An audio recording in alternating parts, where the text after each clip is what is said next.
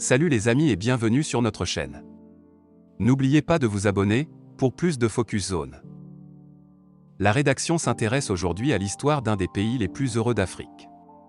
La Côte d'Ivoire. L'actuelle Côte d'Ivoire s'étend sur un espace qui comprend la région côtière et forestière du golfe de Guinée, autrefois appelée Côte des Dents ou Côte de l'Ivoire, et tout l'arrière-pays, qui se transforme progressivement en savane, jusqu'à environ 11 degrés de latitude nord. La Côte des Dents était la partie de la Côte de Guinée, comprise entre la Côte des Graines et la Côte de l'Or, dont les limites étaient à l'ouest le cap des Palmes, à l'est le cap des Trois Pointes. Elle tirait son nom de l'ivoire que les Européens venaient autrefois y chercher. Mais, comme la côte de Malaguette, elle avait dès le début du XIXe siècle cessé de mériter son nom, car l'ivoire, comme la malaguette, une épice, n'était plus dans ces régions un article d'exportation considérable. Les Européens, Portugais, Français, Danois, Hollandais, Anglais, ont parcouru la côte dès le XIVe siècle, mais leurs comptoirs commerciaux ne datent que du XVIIIe siècle. Après l'abolition officielle de la traite esclavagiste, on en retira de l'huile de palme, des gommes, des bois de teinture, parfois en cours un peu d'ivoire et un peu d'or. On y importait en échange des tissus, du genièvre, du rhum, de la verroterie, de la poudre et des faïences. À partir de la seconde moitié du XIXe siècle, les Français commencent à acquérir des positions de plus en plus solides et, après avoir été un temps presque complètement supplantés par les Anglais, finissent par expulser tous leurs concurrents. Au cours des dernières années de ce siècle, ils prennent aussi position dans l'arrière-pays et s'assurent une continuité territoriale avec leurs possessions au Soudan occidental. Devenue colonie française en 1893 et intégrée à l'Afrique occidentale française, AOF, créée en 1895, la Côte d'Ivoire est devenue indépendante en 1960 et a été dirigée pendant plus de 3 décennies par Félix Houphouët-Boigny, qui a longtemps bénéficié d'une conjoncture économique très favorable. À sa mort, en 1993, il laisse cependant un pays ruiné à la suite de la chute des cours du cacao et du café, ses deux principales richesses. Le successeur d'Houphouët-Boigny, incapable de relever l'économie, et promoteur, pour des raisons purement électoralistes au départ, d'une idéologie xénophobe, finiront se trouver confrontés à une guerre civile, qui éclate en 2002. Depuis, le pays en deux, le nord, contrôlé par la rébellion, le sud, par les troupes loyalistes. Témoin de ce conflit dont on a exacerbé le caractère ethnolinguistique, le tracé de la ligne de séparation entre rebelles et loyalistes, qui correspond en gros à celui de la limite entre les zones habitées par les principaux groupes de population, les Soudanais, Mandés et Voltaïques-Gurs, au nord, et les forestiers, Krou et Kwa-Akan au sud. Le peuplement de l'espace ivoirien. L'actuelle Côte d'Ivoire regroupe 4 ensembles principaux de population. 2 au nord, dans la zone des savanes, et qui se rattachent aux populations soudanaises musulmanes, les Mandés, Malinké, Dan, Tura, Dioula, Gouro, etc., à l'ouest, et les langues voltaïques du groupe Gur, Sénoufo, Lobi, Loro, Koualango, à l'est.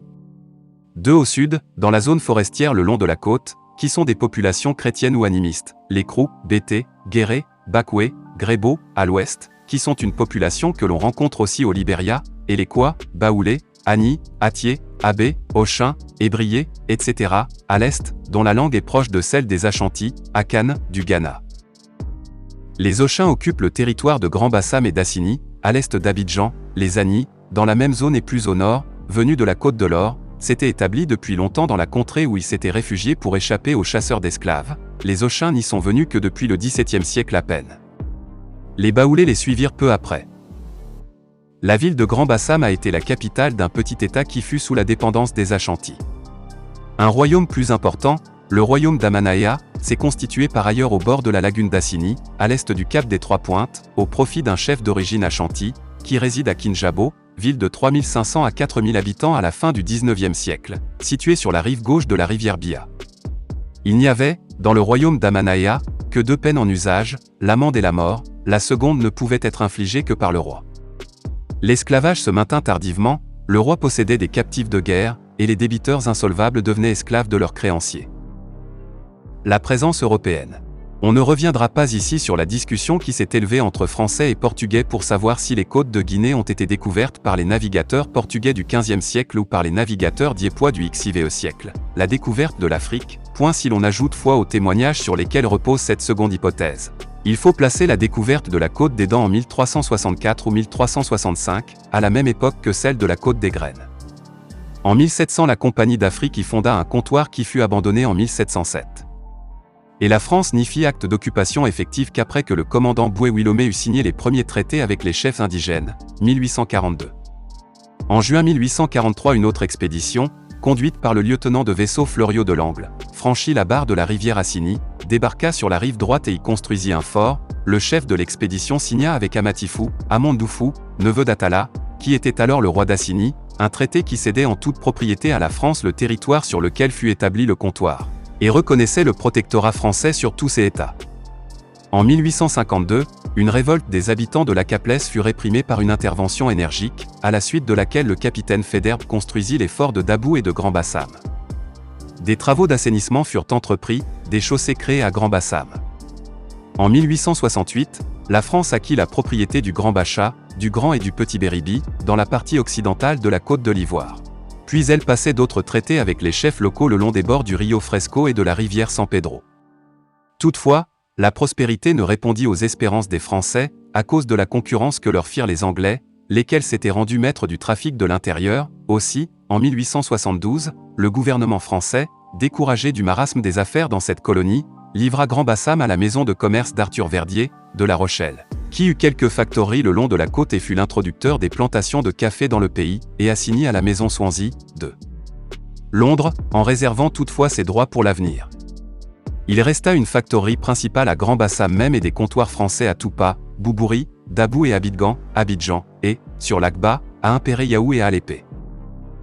En 1884, l'acquisition des pays voisins du Grand Laou assurait la continuité des possessions françaises sur la côte de l'Ivoire.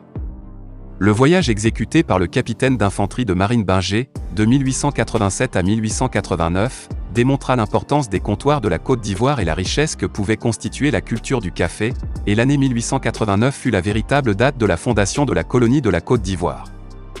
Au point de vue administratif, les établissements français de la Côte d'Ivoire comme ceux de la Côte des Esclaves avaient été rattachés jusque-là à l'administration du Gabon, puis à celle du Sénégal. À partir du 1er janvier 1890, la nouvelle colonie forma, avec les rivières du Sud Guinée-Conakry et Porto Novo Dahomey, Bénin, un groupe spécial de colonies placées sous l'autorité d'un lieutenant-gouverneur.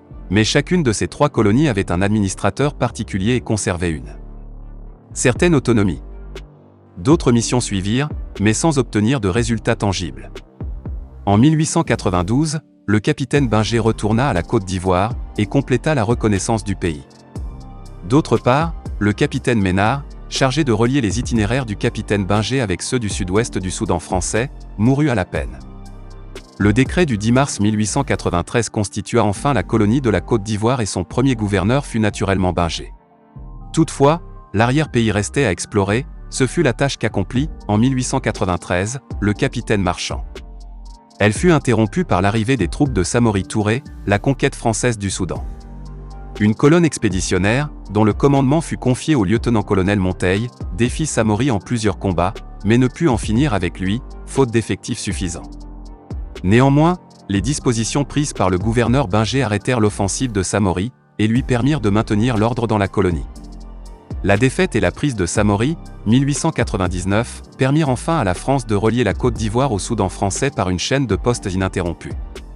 À partir de cet instant, le principal établissement colonie resta Grand-Bassam, résidence du gouverneur, et le territoire fut divisé en 11 cercles, Assigny, Grand-Bassam, Dabou, Grand Laou, Sassandra, San Pedro, Bérébi, Cavali, Baoulé, Indenier, Bondoukou, qui avaient à leur tête un administrateur colonial ou un officier d'infanterie de marine.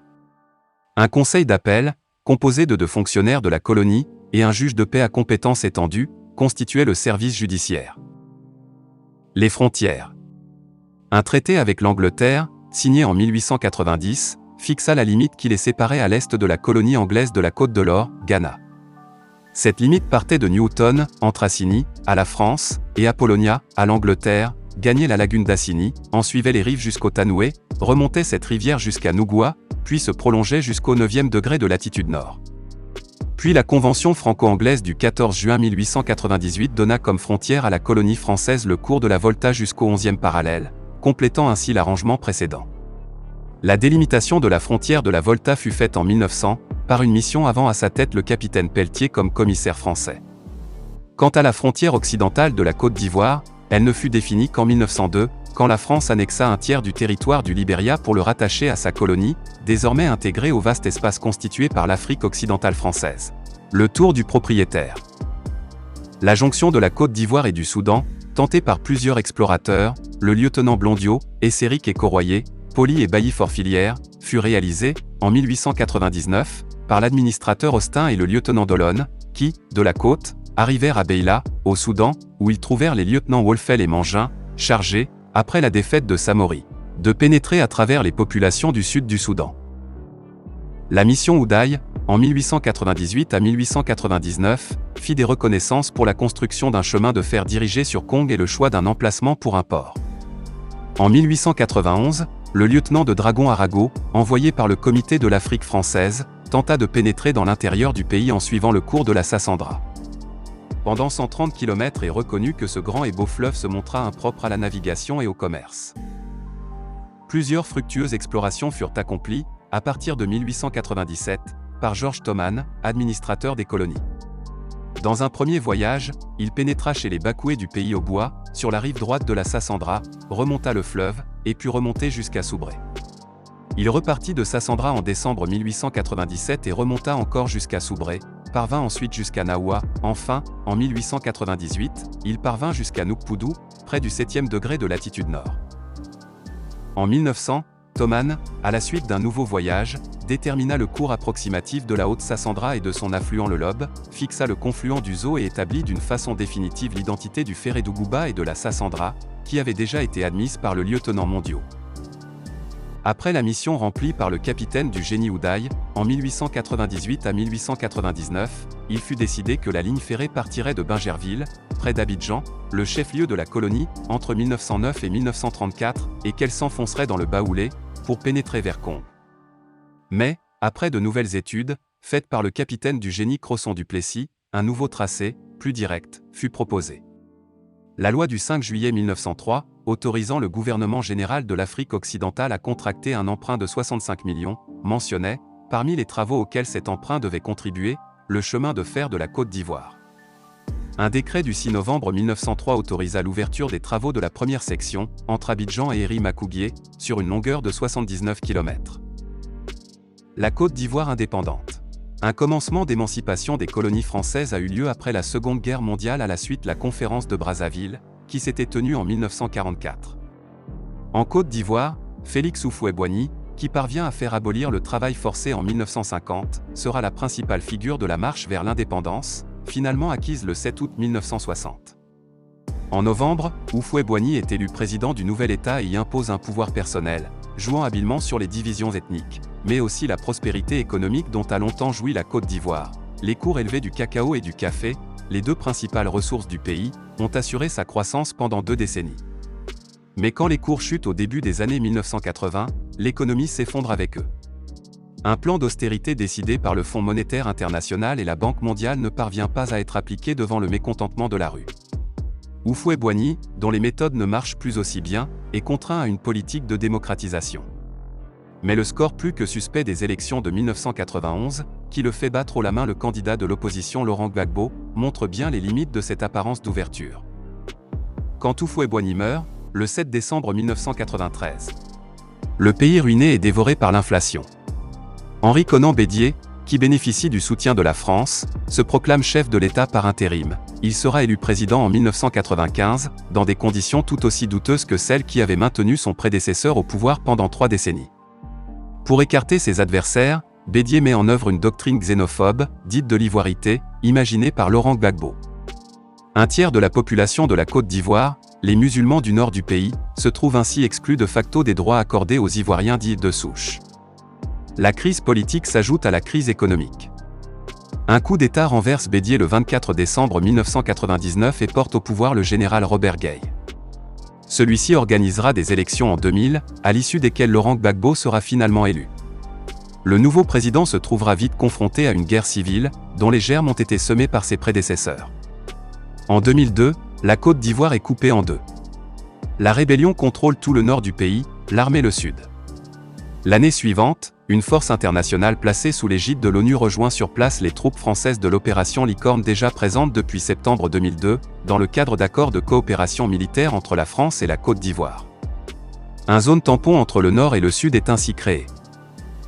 Le 24 janvier 2003, des accords patronnés par la France sont signés à Marcoussis entre les belligérants prévoyant le maintien de Gbagbo au pouvoir et la mise en place d'un gouvernement comprenant des ministres représentant les rebelles. Les accords de Marcoussis, aussi appelés accords Kléber, n'aboutiront pas à calmer les tensions. La guerre civile reprend en octobre 2004, tandis que le rôle de la présence française est de plus en plus contesté par les partisans de Gbagbo. Un mouvement dit des Jeunes Patriotes s'en prend en novembre 2004 aux ressortissants français en Côte d'Ivoire, qui pour la plupart doivent être rapatriés en France dans les semaines qui suivent. En mars 2007, le président Gbagbo et l'ancien chef rebelle Guillaume Soro signent un accord au terme duquel Soro a rejoint le gouvernement de Gbagbo en tant que Premier ministre. Les deux hommes conviennent de réunifier le pays en démantelant la zone tampon, en intégrant les forces rebelles dans les forces armées nationales et en organisant des élections.